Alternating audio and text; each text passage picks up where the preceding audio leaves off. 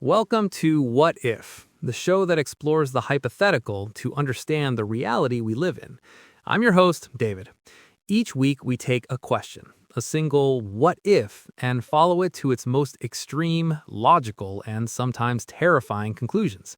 Today's question is one we see in headlines, but perhaps we don't grasp the full magnitude of it. What if the polar ice caps melted? Not in 1,000 years, but if the process accelerated and happened within a lifetime, what would our world actually look like? To help us navigate this chilling scenario, we have Dr. Ralph Jensen with us. Ralph is a leading climatologist and glaciologist who has spent the last 2 decades studying the ice sheets of Greenland and Antarctica. His findings, well, they're the reason we're having this conversation. Ralph, welcome to the show. Thank you for having me, David. It's a critical topic.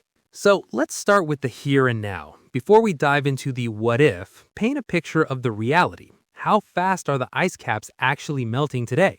The current situation is already alarming. To put it in perspective, Greenland is losing on average about 280 billion tons of ice per year. Antarctica is not far behind, losing about 150 billion tons per year. Billion with a B. That number is so large it's hard to even visualize. Exactly. Imagine a block of ice the size of a city, a kilometer thick, vanishing every single year. The key issue isn't just the rate, but the acceleration. That rate of melt has increased 6-fold since the 1990s. We're not on a gentle slope, we're on an accelerating curve. An accelerating curve.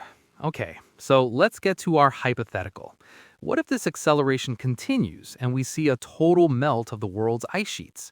What's the first, most immediate consequence we'd face?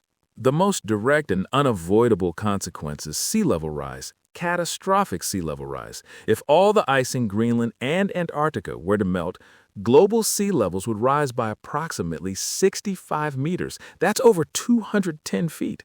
210 feet. So every coastal city on the planet gone? Submerged completely. We're not talking about flooding. We're talking about erasure. London, New York, Miami, Shanghai, Mumbai, Sydney, they would cease to exist as we know them. The entire state of Florida would be underwater. The Netherlands, Bangladesh, entire countries will be wiped off the map. That's billions of people displaced. Billions. The largest forced migration in human history by an order of magnitude. But David, the rising water is just the beginning. It's the domino that starts the cascade of failures across the entire planetary system. Before we get to the next domino, let's linger on this first one for a moment. The loss of cities is a staggering thought, but it's not just homes, is it? What critical infrastructure, the bedrock of our modern society, is located on these coastlines? That's a critical point, David. It's the sheer concentration of vital systems. Over 80% of global trade travels by sea. So the first thing to go is our entire logistics network. We're talking about the complete failure of the supply chain. But it's more than just ports. Think about power generation. A huge number of nuclear power plants are located on coastlines because they require vast amounts of water for cooling. When they're inundated by salt water, you're not just facing power outages, you're facing the risk of multiple Fukushima-level meltdowns simultaneously. Then you have the arteries of the internet, the subsea cables that carry 99% of all international data. Their landing stations are all on the coast. In this scenario, the global internet effectively shatters. So our logistical, energy, and communication networks would be crippled almost overnight.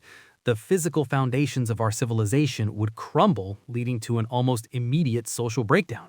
Precisely. The refugee crisis would be unlike anything we've ever seen.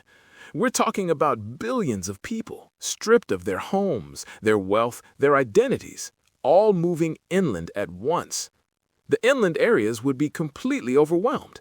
There isn't enough housing, food, or fresh water to support such a surge. Agriculture would already be in crisis from the loss of fertile deltas and the salinization of water supplies. Now add 1 billion new mouths to feed in the regions that can still grow food. You'd see rationing, then hoarding, then widespread famine and disease. Water, already a scarce resource, would become the new oil. Conflicts would erupt, not between nations in the traditional sense, because many nations would have ceased to exist, but between desperate groups of survivors fighting for the last remaining resources. It's a descent into a pre-industrial, survivalist state, but with billions of people. You've painted a picture of cascading failures in our built environment and social structures. Are there other, more hidden threats that would emerge in this scenario? Perhaps something biological? Yes, this is another area where the research is becoming deeply concerning. It's the risk from the thawing permafrost that we discussed earlier. But it's not just about methane.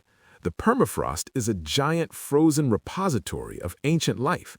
It contains bacteria and viruses that have been dormant for tens, even hundreds of thousands of years. As the ground thaws, these microbes are waking up. You mean we could face pandemics from diseases we have no historical exposure for and therefore no immunity for? Exactly. Scientists have already revived zombie viruses from Siberian permafrost that are still infectious. Imagine a prehistoric pathogen, something our species hasn't encountered since the Stone Age, being released into a world where public health systems have collapsed and billions of malnourished refugees are packed together in unsanitary conditions. It's a perfect incubator for a pandemic that could make COVID-19 look like a minor outbreak.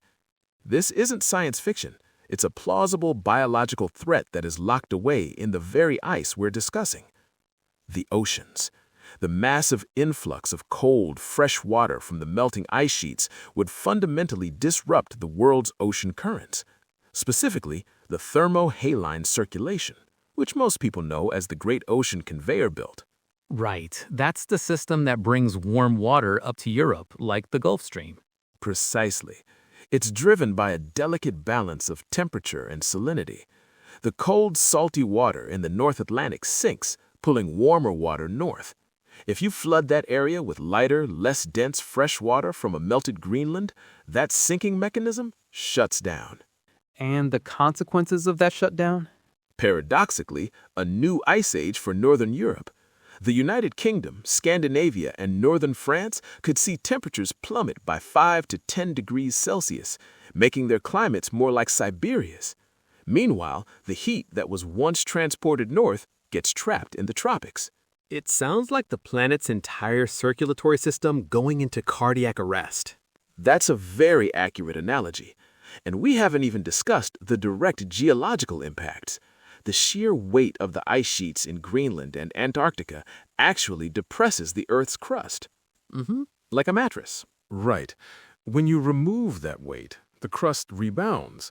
This process, called isostatic rebound, would trigger a dramatic increase in earthquakes and volcanic activity in those regions, and potentially along tectonic plates globally. So, on top of flooded cities and chaotic weather, we're adding earthquakes and volcanoes. This is starting to feel truly apocalyptic. How does humanity even begin to cope with this level of converging crises? That's the crux of the problem. Our global civilization is incredibly fragile. It's built on stable coastlines, predictable growing seasons, and reliable global shipping lanes. All of those things would be gone. The first casualty would be agriculture. The salinization of coastal aquifers would poison fresh water supplies for millions. The loss of major river deltas, like the Mekong or the Nile, which are the breadbaskets for their regions, would lead to systemic food shortages. And with billions of displaced people moving inland, you'd have unimaginable pressure on remaining resources. Exactly. This creates a perfect storm for conflict. Nations would fight over water, arable land, and safe territory. Borders would become meaningless as climate refugees pour across them. We could see the collapse of nation-states and a descent into a much more tribal, survival-focused existence. Wow. And the economy? Global trade seems like it would just stop. It would cease to function. Most of the world's major ports would be underwater. The insurance industry would collapse first, unable to cover the trillions in losses. Financial markets would follow. The interconnected global economy would shatter. Rolf, you mentioned that your own recent studies have uncovered some particularly scary findings.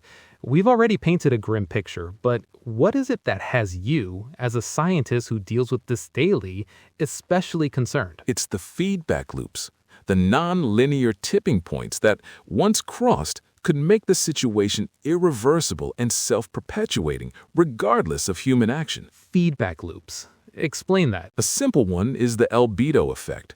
Ice is white and reflects sunlight back into space. When it melts, it exposes darker ocean or land, which absorbs sunlight and heat, causing more warming, which melts more ice. It's a vicious cycle. Right. But the one that keeps me up at night is permafrost. The frozen soil in the Arctic contains vast amounts of trapped organic material. As it thaws, microbes decompose this material and release methane and carbon dioxide into the atmosphere. And methane is a much more potent greenhouse gas than CO2. Over 80 times more potent in the short term. The Arctic permafrost holds an estimated 1.5 trillion tons of carbon, which is double the amount currently in our atmosphere. Releasing even a fraction of that as methane would be like detonating a climate bomb. It would dwarf human emissions and push the climate into a hothouse state from which it might not recover for millennia. A climate bomb. So at that point, it wouldn't matter if we stopped using all fossil fuels overnight. The process would just feed itself. That's the terror of the tipping point. The system takes over. We would go from being the drivers of climate change to mere passengers on a runaway train. And my research suggests we are far closer to these tipping points than any of our models previously predicted. The stability of some major Antarctic glaciers, for instance, is far more precarious than we thought. This has been incredibly sobering, Rolf. We've walked through a scenario of global collapse triggered by this single what if. After laying all this out, what is the final thought you want to leave our audience with? Is there any hope, or is this a warning of an inevitable future? The future is not yet written. What I've described is not a prediction, it's a warning. It's what the laws of physics say will happen if we continue on our current trajectory. The ice sheets are vast and slow to respond, but they are responding. They are the planet's final, desperate alarm bell. My hope is that by understanding the true stakes, by staring into this abyss of what is possible, we find the collective will to change course. The science is clear, the choice is ours, but the window to make that choice is closing much faster than anyone is comfortable admitting. A stark but necessary message. Dr. Ralph Jensen, thank you for sharing your expertise and your chilling insights with us today on What If. The pleasure was mine. Thank you. That's all the time we have for today. Join us next week on What If, when we'll ask the question, what would happen if there's an 11.0 magnitude earthquake? Until then, stay curious out there, like and subscribe.